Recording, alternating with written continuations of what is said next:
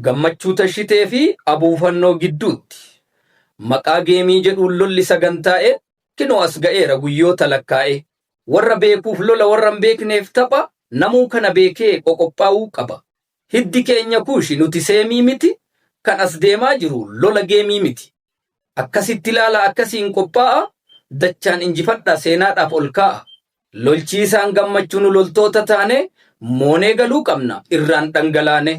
Oktoobar 11 gammachuun durfamullee guyyaan kan Oromooti muyoon mo'achiisinaa gammachuu ilma mootii isiniin dhaadata maqaa hin nyaatina gurri dhiiraa warqii masoof hin laatina My dear people Oromo we have to think about this matter